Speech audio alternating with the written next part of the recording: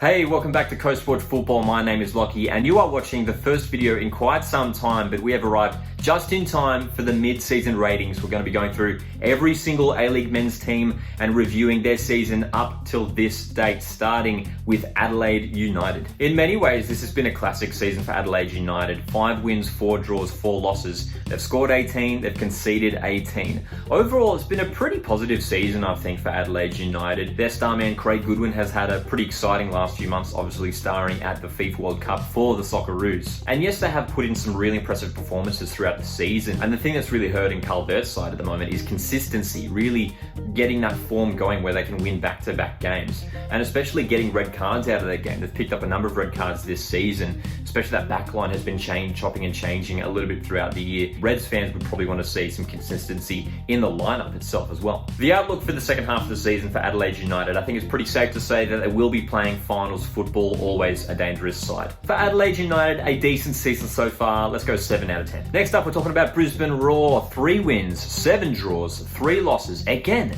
another bizarre side. And I think this is going to be the theme of these mid-season ratings. Still, that middle of the table is so congested at the moment. Brisbane Roar have looked defensively quite solid this season under Warren Moon. Obviously, disappointment with Brisbane losing their star man Charlie Austin much earlier than they would have expected. And that's the department that I think they really have to strengthen in this January transfer window, is bringing in a solid, reliable goal scorer. They've got Joe Knowles up top, but is he going to be the right man to bring those goals? He's not quite experienced when it comes to performing at A-League level. Carlo Armiento has looked pretty good at stages throughout the season. I'd like to see a bit more from Ricky Danzaki, who maybe hasn't hit the heights of his first stint when he played for Brisbane a couple of years ago as well. But my prediction from here for Brisbane Roar, it's a tricky one. I think they will just miss out in finals. I think when you look at the likes of Adelaide, Wellington, Wanderers, Mariners, I mean, all these teams are really looking super competitive. Brisbane, I think, might just slip out, but shouldn't miss out by too much. For Brisbane Roar, it certainly hasn't been a terrible campaign, but their fans will be expecting more. I'm going to go 6 out of 10. My team, Central Coast Mariners, have been looking quite good this season. Nick Montgomery, his second year in charge, has been working wonders at the Central Coast Mariners. The likes of Marco Tullio, Jason Cummings, Benny Incololo, Sam Silvera, all these guys looking really, really strong in attack. One of the top scoring sides in the A-League men's at the moment. It has been quite an impressive campaign.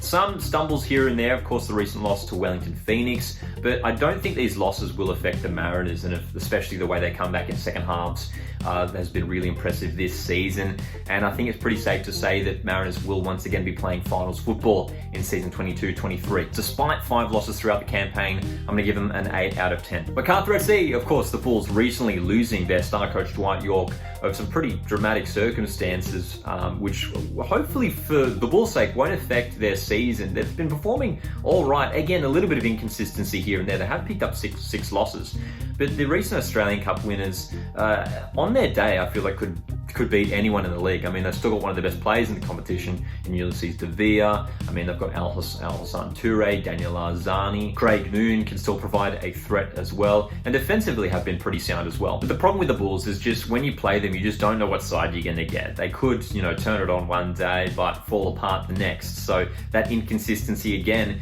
I think could hurt the Bulls. I think they might be one of those teams similar to last season where they just slip down and miss out on finals. For the Bulls, I'm going to give them a 6 out of 10. Next up is Melbourne City, and to be honest, there isn't too much to be said about the league leaders. They are well and truly the best team in the league at the moment. 8 wins, 3 draws, only 1 loss. Going to be fascinating to see how it plays out towards the end of the campaign, whether any of those chasing pack will catch City. I doubt it though. I think they'll finish first come the end of the competition and should be there on grand final day. It's been a near perfect campaign so far again for City. I'm going to give them a 9 out of 10. But what a contrast when we talk about City's rivals, Melbourne Victory, who have had a very, very disappointing campaign. They currently sit bottom on the ladder with just 3 wins, 2 draws, and 7 losses.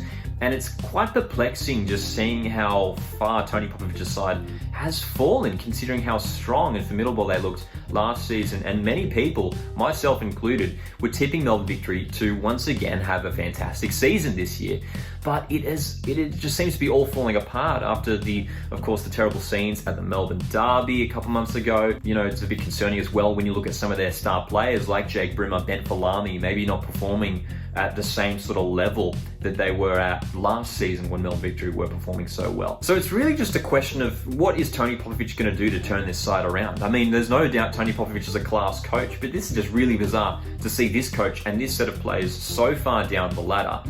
They could turn it around, but they need to start picking up the wins real soon. Otherwise, they're going to miss out on the finals this season. Considering the caliber of the coaching staff and players at Melbourne Victory, it has been a really disappointing season up until this point. I'm going to give them a 3 out of 10. Newcastle Jets sit just above Melbourne Victory at the moment, and Arthur Papas has struggled once again. If Arthur Papas misses out on finals football for a second consecutive year, I feel like Newcastle Jets fans might be calling for change when it comes to the coaching department. They have shown glimpses here and there, some decent performances. They have picked up 4 victories over the season. But again, it's a similar story to Melbourne Victory where some of their star players haven't really been performing. I mean, Becca Mikkeldartsi has been really quiet this campaign. You know, maybe the loss of Daniel Pena has hurt them. Becca Darts-Melia has come in and has looked all right, I've thought, but hasn't quite had the same impact as Daniel Pena did last year. There are good players in that side. You know, I like Angus Thurgate, I like Daniel Steins, but they need someone like Ren Episcopo to come back fit and firing. You know, Trent Bahagia to be banging in goals as well. If they get a bit more coordination when it comes to the front half of the field, as well as solidify the back line, Newcastle could certainly make a push for finals.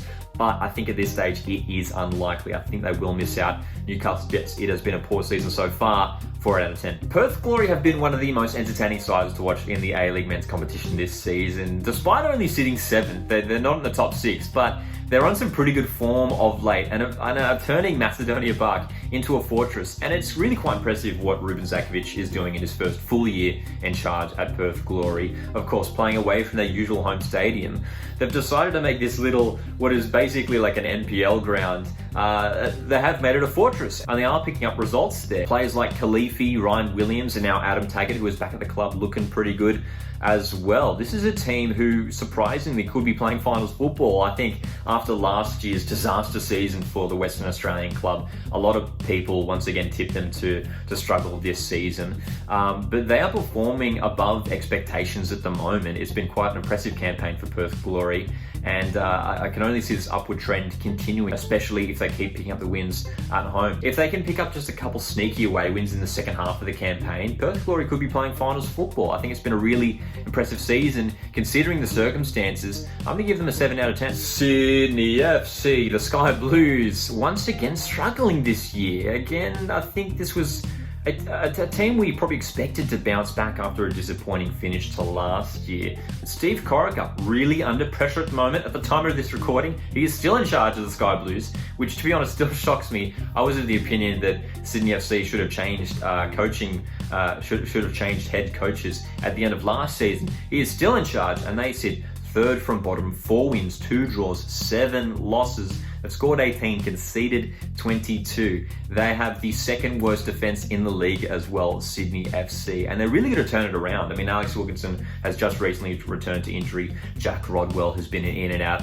of the squad as well. Robert Mack and Joe Lolly have looked pretty decent as well. But Adam Lafondra, again, maybe not scoring the goals that he would be hoping to as well. They need to turn it around quickly, Sydney FC, especially for Steve Corica's sake. I mean, it might be too late for Steve Corica. But the problem is with Corica, I think I feel like they've probably run out of time to sort of change head coaches now. You know, if they bring someone new in, they don't necessarily have the time to implement their new system and to turn things around. I really worry for Sydney FC, especially their first year back at the new Allianz Stadium. You would have expected them to be really strong, especially at home, but they have struggled. I'm worried about Sydney FC's final hopes. Again, similar to sort of Newcastle. Look, if they do tie it together, if Steve Corica somehow turns it around, of course they can make a push for finals. There's plenty of time. But I just can't see it happening. They are just losing too many games. At the moment, Sydney FC really disappointing. I'm going to give them a 4 out of 10. Wellington Phoenix, the New Zealand club, always proving us wrong, myself included. It is a bit of an ongoing thing at the moment. I think the last couple of seasons, I've always tipped Wellington to finish down like the bottom 4, and they always prove me wrong. But they're a really fun team to watch, and they currently sit 4th in the league, 5 wins, 5 draws, 3 losses. currently at the point of this recording, 3 consecutive wins at the moment. They are looking really good, Ufuk side.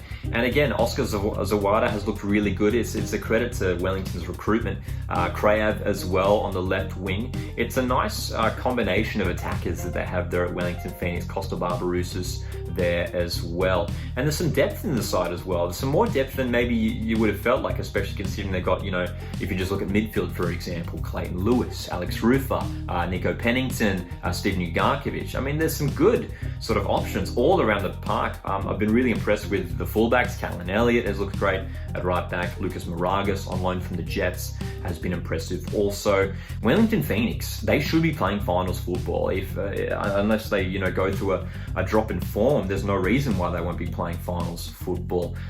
Whether they finish in the top 4 remains to be seen. Whether any teams below them could catch up on them.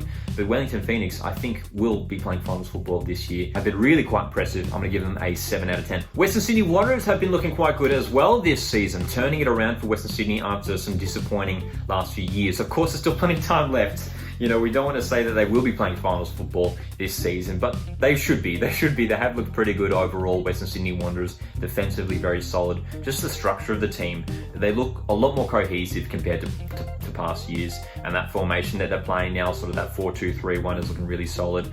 The signings of Callan Nieuwenhof, Oli Bozanic, Roman Amalfitano has looked really good as well. Brandon Borello having a great season at Western Sydney. As long as they keep scoring goals and winning games, they should be playing finals football. Western Sydney Wanderers this season, a really solid campaign. I'm going to give them a 7 out of 10. And lastly, it has been a very disappointing campaign up until this day for Western United. The reigning champions have not looked like themselves at all, especially when you look at the likes of Leo Lacroix at the back, who has had a really disappointing campaign up to this point by his high standards. Jean Aloisi must be scratching his head. They didn't go through many changes. They were one of the sides through the off-season who barely went through any player changes. I mean, Tongo Doumbia has come into the side. They have been missing some players here and there throughout injury. Alex Prijovic is out at the moment. Ben Garuccio has been missing also. But this is a Western United side, considering the players that they have on the park that won the championship last year. It's bizarre that they aren't in the top 6 at the moment. The performances simply just haven't been there. They look frail at the back. Jamie Young's still pretty strong and, keeping them in games. But they need to tighten up big time if they want to be playing finals football again in season 2022-23. I think considering the players that they have and where they were last year, this has been a really, really poor campaign for Western United. Going to give them a 4 out of 10. Let me know your thoughts down in the comments below. We'd love to start the conversation with you guys again. And thanks again for jumping on a Coast Watch football video. Hope to see you guys here in the next one.